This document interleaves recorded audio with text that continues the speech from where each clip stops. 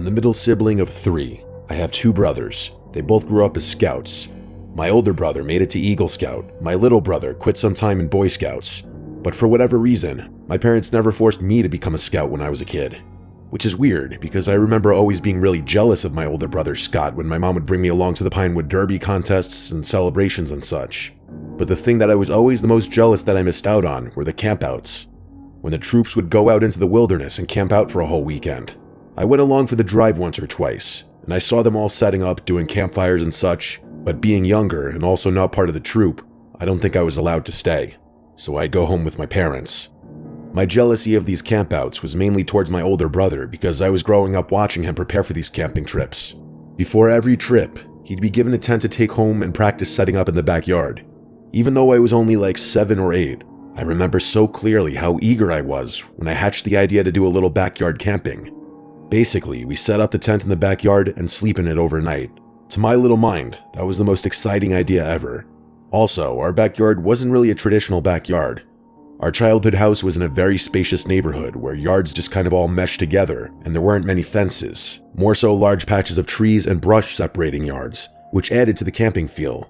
Our backyard was also huge, and we had a fire pit, so our parents played along and set up the fire pit in our backyard for us so we could get the full camping experience. My little brother roasted marshmallows with us too, but our parents weren't going to let him sleep in the tent. He was only like 4 at the time and it wasn't a good idea. And no, he wasn't a scout yet obviously, he was 4. After it got a little late, our parents brought him in and told us it was time to start getting ready for sleep. At this time in my life, the Game Boy SP was the handheld console. So after getting into our sleeping bags, Scott and I whipped out our Game Boys and played our respective games. I was playing Super Mario Bros. 2, a game I was obsessed with yet could never beat as a child. After getting a little more tired though, I turned to my side and tried to sleep. But I remember not being able to sleep. Like, I was tired, but restless. Maybe because I'd never slept in a sleeping bag before, and quite frankly, it wasn't comfortable. A lot of time passed, and I mean a lot, before I finally nodded off. And then, I woke up probably confused about where I was at first, not recognizing my surroundings. I remember looking around the dark tent, and then noticing something. Scott was gone. His sleeping bag was empty. The tent zipper was closed though. He must have went inside because he couldn't sleep. I was suddenly too scared to be in the tent alone, so I got up and unzipped the tent. But before crawling out, I did a little innocent peek outside simply because I was too scared to run out through the backyard without checking if the coast was clear. But it was not. I saw someone sitting by the fire pit in the darkness. It wasn't Scott. It was a grown man. He was facing the tent, and surely he had to have seen me. I gasped and zipped the tent back up and crawled back into my sleeping bag as if that piece of cloth was any form of protection. I stayed completely still inside my sleeping bag. The tent was almost completely dark, just a faint gray from the moonlight coming through the fabric. I don't know what was going through my mind at that point, but I do know that I wanted to call out Dad, just hoping that it was my dad. But I knew it wasn't. I got a look at the man, even just briefly, and if it were my dad, he'd have acknowledged me poking my head out of the tent. And that's when I heard the chair by the fire pit shift. I was shitting bricks, hoping the man didn't get up, and if he did, that he wasn't coming towards the tent. But I could see a shadow now on the other side of the tent blocking some of the moonlight. He was right outside. Somehow, I thought if I didn't move, maybe he would think the tent was empty. Then I heard the zipper, very slowly dragging downward. It only moved a few inches. The opening was small, but it was enough. I couldn't help it. I turned my head just slightly. There's a small gap at the bottom of most tents where the zipper doesn't fully seal. I had never noticed it before that night. An eye was pressed against that gap. Just one eye, looking directly at me. I could see the white of it in the dark. I couldn't even scream at first. Not for a few seconds at least, because I was paralyzed. Then the eye squinted a bit, as if the person was smiling a smile that I couldn't see. The zipper moved another inch, and that's when I finally screamed. I scrambled backwards, kicking out of my sleeping bag, knocking into the tent poles. I heard footsteps immediately take off through the yard. Our back porch light flipped on, which I could see through the tent fabric. My dad burst out the back door yelling. I could hear him running across the grass. By the time he reached the fire pit area, whoever it was already gone. My parents called the police, of course. I don't remember what happened after my parents talked to the cops. I know I went to my parents' room with my mom, and eventually the police did their thing, likely searching the immediate area. It was an absolute nightmare. I slept in my parents' bed that night. I was emotionally scarred for a while. Just as things might have been going back to normal, I think it was a few weeks to a month later. This part is what really hammers the nail in the coffin for this experience being something I can never forget. I went to Catholic school, and during lunch we'd have a short recess in the schoolyard, which was all concrete. The far end of the schoolyard was fenced off and looked towards the street. We were playing some game, maybe red light, green light or something. This part I genuinely don't remember. All I know is I had to run to the fence to be considered safe from whatever the threat in the game was. And while I was on the fence, next to some other kids mind you, a man says hey from the other side of the fence. I turn, and it's a man asking me for directions to some place I don't even remember. I said I don't know. We weren't even supposed to talk to strangers outside of the schoolyard. Then he said, "Your name's Chris, right?" And that moment is implanted in my brain. His voice, the look on his face, and my heart dropping. I said no, lying to him. He then smiled and said, "You don't remember me, do you?" And at this point, I ran towards one of the recess chaperones and pointed over at the fence, but the man was gone. One of the kids next to me told me he saw the man too. The recess ladies called the recess in short, and the school called my parents. I was sure it was that man from the backyard. I was taken home early that day. I know my parents were so sick and worried after this. It was a hellish month. We lived in such a nice area too, and to almost be chased out of the neighborhood because of this was just a nightmare. After months of me being under tight supervision from my parents, things went back to normal. I can't express enough, though, how much it still pains me in my chest thinking about how I could be dead today if that man had somehow successfully taken me, and it makes me sick wondering if he was ever successful in whatever he was trying to do with someone else.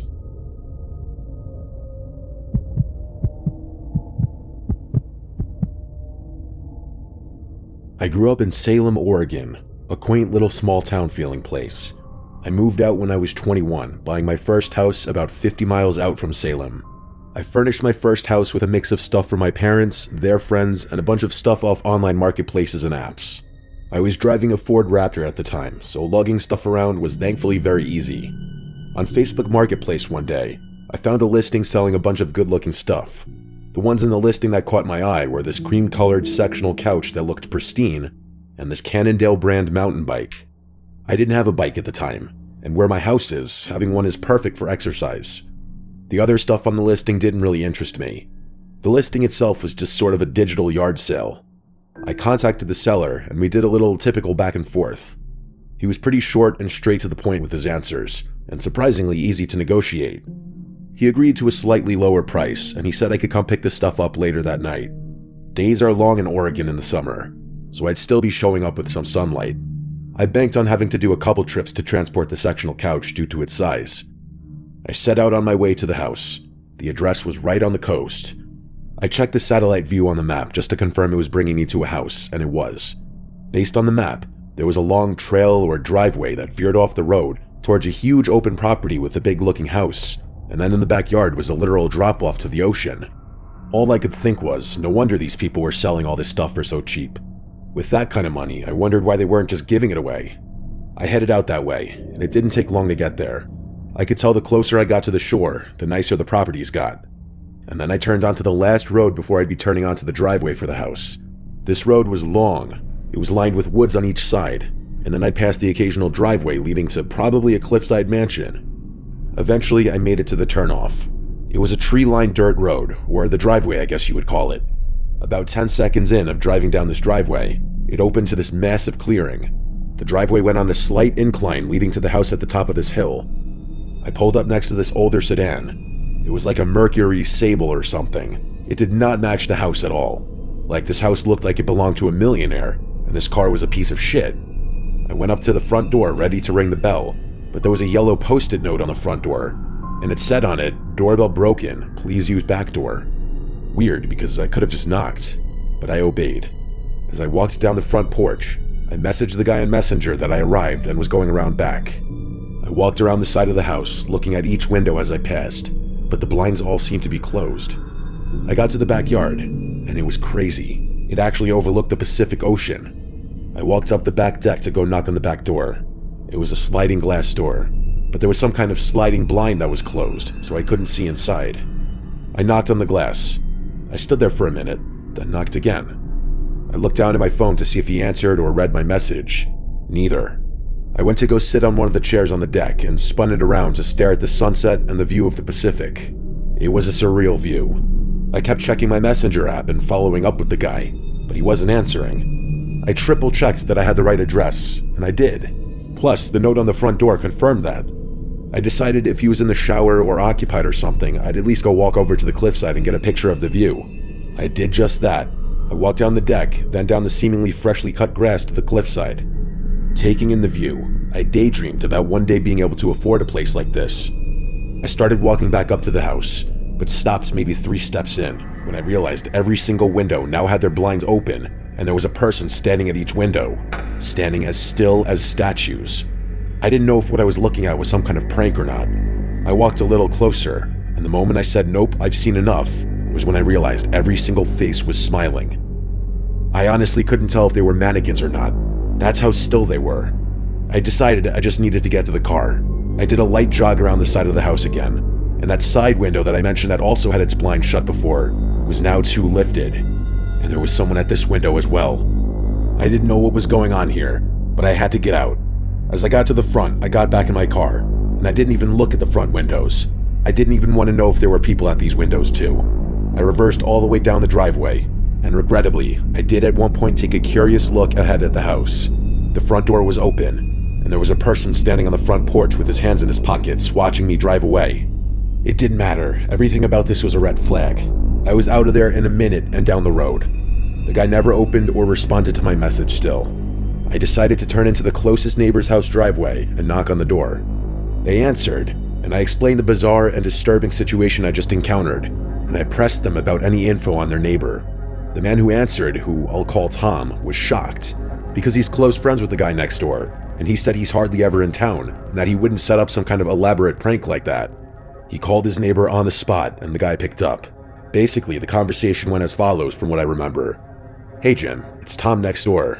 Listen, I got someone at my front door right now saying you invited him to your house to buy stuff, but you pulled some kind of scary prank on him with the windows and stuff." And there was a pause before the Tom guy said, "What are you talking about?" From here, I stepped in and explained everything from the Facebook ad to my arrival there to the people at the windows. He now sounded very concerned because he said he wasn't home this week.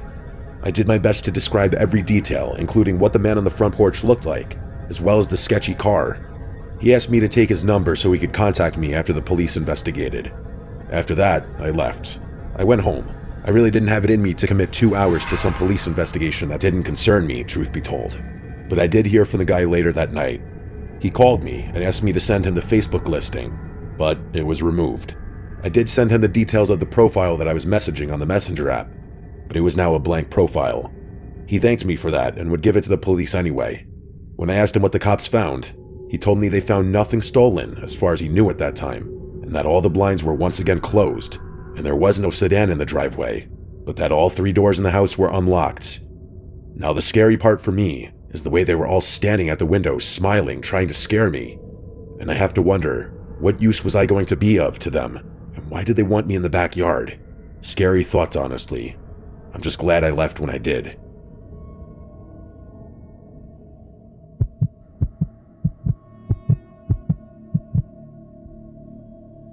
I live with my parents in Murraysville, Pennsylvania. My parents were gone one weekend, so I decided I was going to have a bunch of people over in the backyard for a mini pool party. We have a pool house and an in-ground pool back there. It's perfect for parties, even though I rarely get a chance to throw anything. The rest of the backyard is a little bit of grass and then the woods behind the pool house. It's a very private backyard. Usually. You'll see what I mean soon. So the little party I planned was for Saturday night. Earlier that day, I was setting up outside. It was a little cloudy out, but since it was going to be a night party, that didn't really matter. The woods behind the pool house are pretty big. They go at least half a mile back before they reach another backyard. So there should really be no one walking through them. It's also our property. There are no trails or any reason for anyone to be back there. I was bringing out folding tables for beer pong and refreshments and setting them up when I heard a cough come from the woods. It was clearly a slow, throat-clearing kind of cough, like someone trying to get something out of their throat. And it was definitely a man. I froze with the table still in my hands. I just stood there listening. The wind was barely moving the leaves, so the sound carried really clearly. It came from just inside the tree line, not deep in the woods. Close enough that whoever made it could definitely see me. I slowly set the table down and looked out toward the trees. Confused is one word to use. but unsettled would be a better one. No one should be in those woods, ever. I scanned the tree line and called out, "Who is that?" There was no answer. Not even any movement. No footsteps or branches snapping or anything. That almost made it worse. If it was some random guy walking through, I should have heard him moving away. But it was just quiet. I got that feeling in my chest, like I was being watched. Like someone was standing perfectly still just behind a tree, staring at me. I stood there for maybe 20 seconds just listening. The longer I stood there, the more uncomfortable I felt. Eventually, I just grabbed the rest of the stuff and brought it back inside for a bit. I didn't want to just stand out there alone anymore. I called my good friend Mark to come over early and help me set up. I decided not to mention the cough. I didn't want to sound paranoid before the party even started. Mark came over around 6 p.m. He brought some drinks and helped me finish setting up. I kept glancing at the woods while we were out there, but everything looked normal. Nothing moved. If someone had been there earlier, they were gone. The rest of my friends started showing up around 7 to 8. At the peak of the party, there were at least 20 people. Nothing insane, but it was a good time. There was music playing, people in the pool, lights around the patio on. With that many people there, the woods didn't feel creepy anymore. A couple times during the night, I caught myself looking toward the tree line though. I don't even know why. I guess that cough just stuck with me. Things started dying down around midnight, and by 1 a.m. the last of the guests had left. I figured I would leave the mess to clean up for tomorrow. I was tired and ready for bed. Before going inside, I did one last slow sweep of the backyard. I walked around the pool, checked behind the pool house, looked toward the woods again. Everything seemed normal. The water in the pool was still, the lights reflected off of it, no one was out there. I locked the back sliding door and went upstairs to brush my teeth and go to bed. I was in bed scrolling on my phone for maybe half an hour before putting it down. It probably took another half hour of laying there trying to sleep when I heard a splash. Not a small one, not like something falling in. It sounded exactly like someone jumping into the deep end. My eyes opened immediately. I held still, listening. A few seconds later, I heard the sound of someone swimming, literal strokes through the water. My first thought was maybe someone from the party stayed behind as a joke, or they just woke up drunkenly. But I knew everyone who came. No one would do something like that. I checked my phone, and it was 2 a.m. I got out of bed and walked slowly to the window that overlooks the backyard. I didn't turn on any lights in my room. I didn't want whoever was out there to see me before I saw them. When I looked down at the pool, I saw there was a guy swimming calmly from one end to the other. At first, I tried to recognize him. I knew all 20 or so people who came over. This wasn't any of them. I leaned closer to the glass. The pool lights lit up his face just enough for me to know for sure. I had never seen him before. I yelled out the window, "Who is that?" The swimming stopped immediately. He looked up slowly toward my window. Even from that distance, I could tell he wasn't confused or startled. He just stared up at me. Then he started moving toward the shallow end. He climbed out of the pool, and that's when I saw how tall he was. He stood there dripping wet for maybe 2 seconds, just looking toward the house. I expected him to run away. Instead, he started walking toward the sliding door. Not running or hesitating, just walking fast and direct, like he already knew where he was going, almost in a march. I yelled again, "Hey, who is that?" He didn't respond. I heard the sliding door downstairs open. I know I locked it, I'm positive I did, but I heard it slide open. Then it slid shut. I ran to my bedroom door and locked it. That's when I noticed how much my hands were shaking. I grabbed my phone and texted Mark, asking him if he noticed anyone stay behind before leaving, but I didn't wait for a response. I immediately called 911. I whispered into the phone that there was an intruder in my house. I gave my address as quietly as I could. Then I heard the footsteps. They were slow, wet footsteps on hard wood. I could hear the slight stick of his feet lifting off the floor. He wasn't rushing, nor was he searching randomly. He was walking directly toward the stairs. Each step on the stairs creaked, one at a time. He reached the top. The hallway floor outside my room creaked. He stopped right outside my bedroom door. I could hear water dripping onto the floor. Then the handle moved. He tried opening it once, then twice, then a third time, harder each time. When he realized it was locked, there was a long pause. The 911 operator was saying something, but I had the phone set down. I could barely focus on what she was saying. Then the guy knocked on the door, 3 slow knocks. I picked up the phone and put it on speaker. My voice was shaking, but I said loudly that I was on the phone with the police and they were on their way. There was another long pause. Then a man's voice from the other side of the door said, very low and calm, "It's me. Open the door." He sounded like a grown man in his 30s. I said, I know that I don't know you. Leave now. There was silence again. 5 seconds, maybe more. Then I heard him turn and walk away quickly. I heard his wet footsteps go back down the hallway, then down the stairs, and a few seconds later, I heard the front door downstairs open and slam shut. I didn't move until the police arrived. When I finally went downstairs with them, there was a clear trail of water leading from the back door, up the stairs, all the way to the bedroom door. After searching the entire house, that was the only proof that he had ever been there. I texted everyone I invited, asking if they stayed behind or noticed anyone else stay behind. Anyone who was still awake said no. The rest texted back in the morning saying no. It was a complete stranger, and I have a feeling that cough I heard in the woods earlier that day was that man. I don't know how he got the door unlocked. Maybe he slipped in during the party when people were going in and out. As for a motive, I have no idea. I just know that if I didn't wake up when I did, or if I opened that bedroom door, I don't know what he would have done.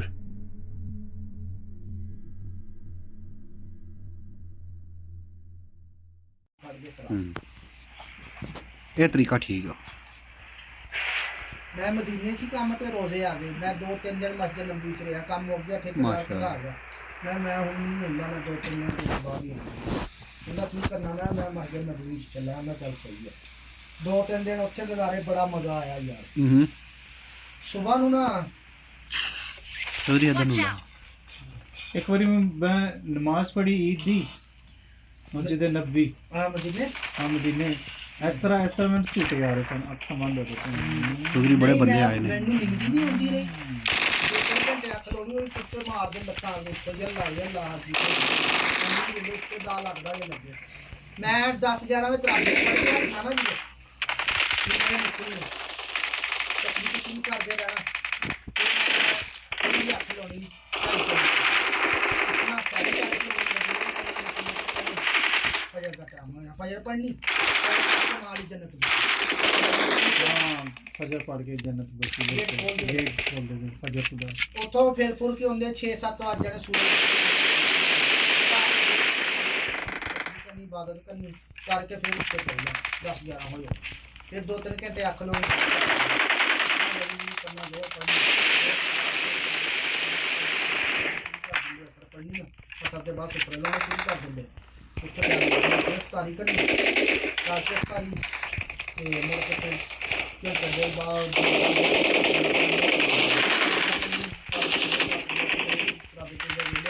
गए 3 घंटे बड़ा मजा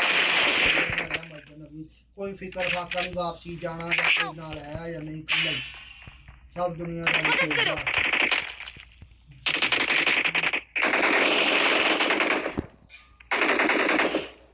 रौला पाया बड़ा मजा आया यार। जेडे उत्ते मक्के आ गद्दे आ लागे लागे बड़ी मौज आ नींद रही। समझ दे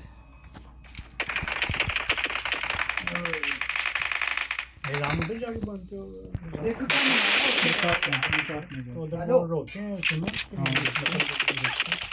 मक्के बड़ा काम जान हाँ गद्दे बड़ा काम किदा किलो उसरा ते खड़ियां हुंदियां टैक्सियां ते एक होर मौका वा।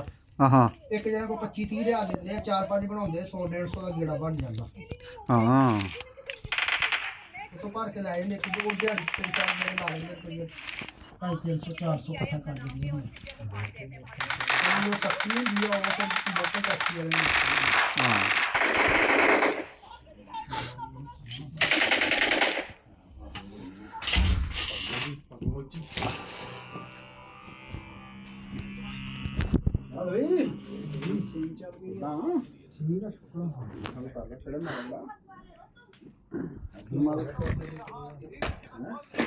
मैं ठीक है मार लगा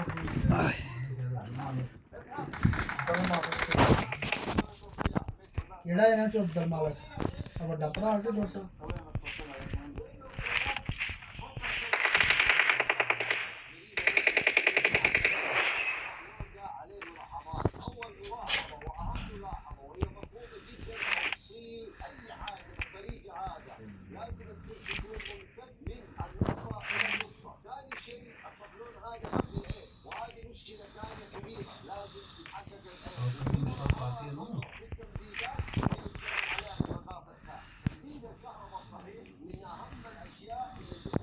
ਇਹਨੂੰ ਹੋਰ ਵੀ ਬਹੁਤੀ ਸਮਝ ਆਉਂਦੀ ਹੈ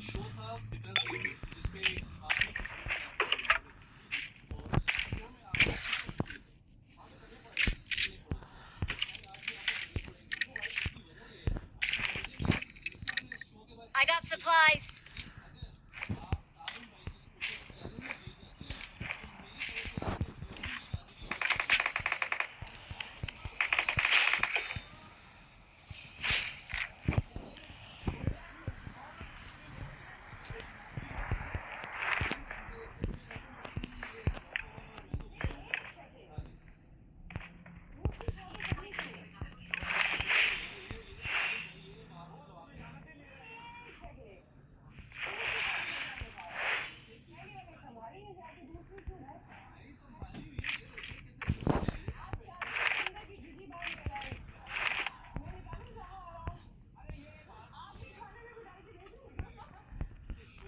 नान बंदे किधर हैं यार हम तो आ गए हैं थोड़ी देर पे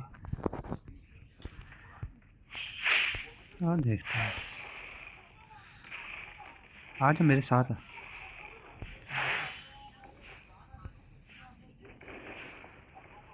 ਸਿਖਾਉਣ ਲਾਏ ਨੂੰ ਉਹਦਾ ਹਫਤਾ ਹੋ ਗਿਆ ਕਿ ਨਹੀਂ ਹਾਂ ਭਾਜਾ ਹਾਲ ਸਿਖਾਉਣ ਲਾਏ ਨੂੰ ਉਹਦਾ ਹਫਤਾ ਹੋ ਗਿਆ ਕਿ ਨਹੀਂ ਕਿਹਦਾ ਉਹਨੂੰ ਪੁਰਾਣਾ ਵੇਚਿਆ ਸੀ ਹੋ ਗਿਆ ਇਹ ਨਹੀਂ ਹੁਣ ਤਾਂ ਲੈਣਾ ਨਹੀਂ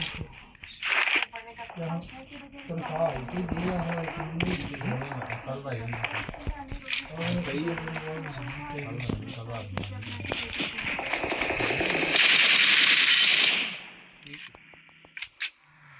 बूट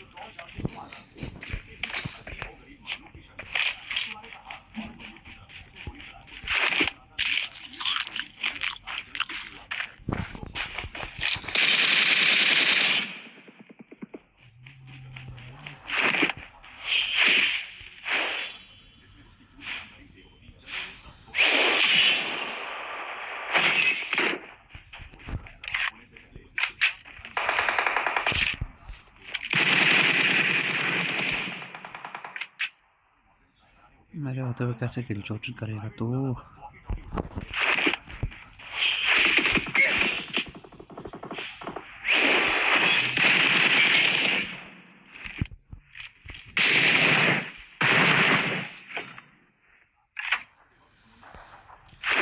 चौधरी रेल बंदे हैं इधर हाँ देख फरहान भाई वाले जूते उनकी गाड़ी की पीछे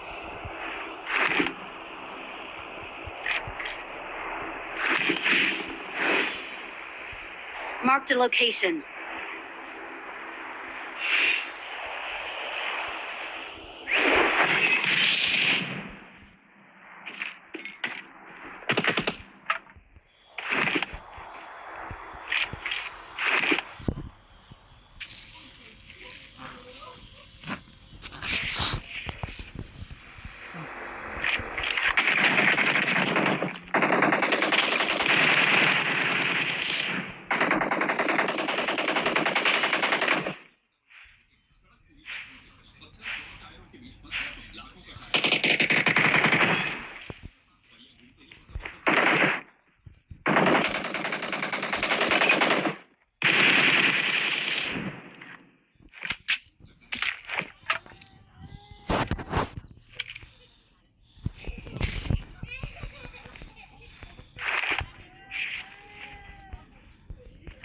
यही एक प्लेयर वाली टीम थी है।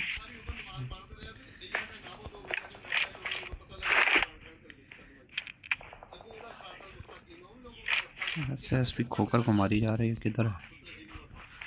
नंबर 3।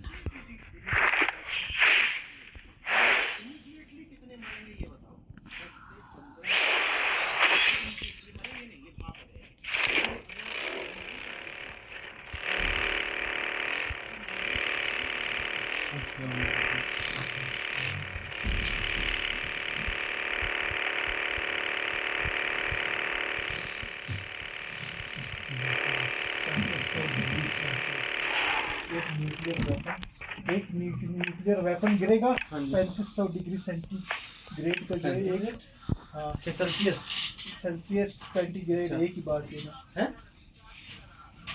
सेंटीग्रेड का। मुझे कितना पैसा मिलेगा? वो बनेगा, उसे क्या कहते हैं? मुझे कितना पैसा मिलेगा, लेकिन इसमें मेरा क्या फायदा?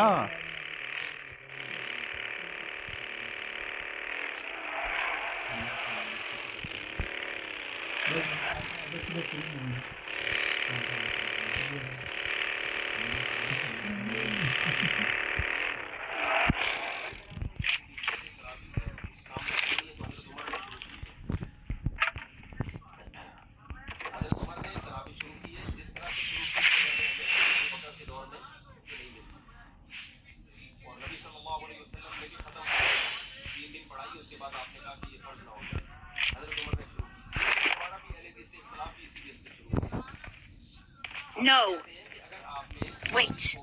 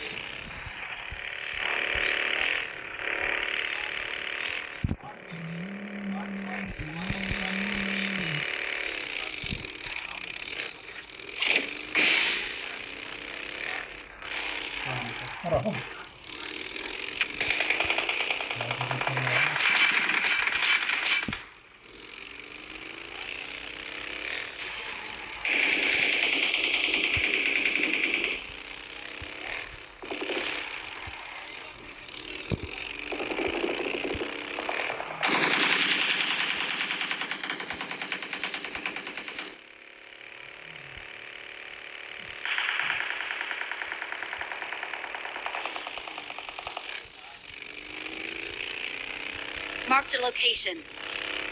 Marked a location. Marked a location.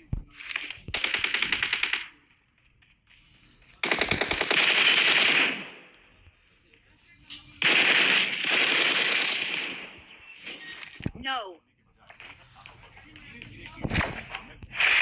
Victory belongs to us.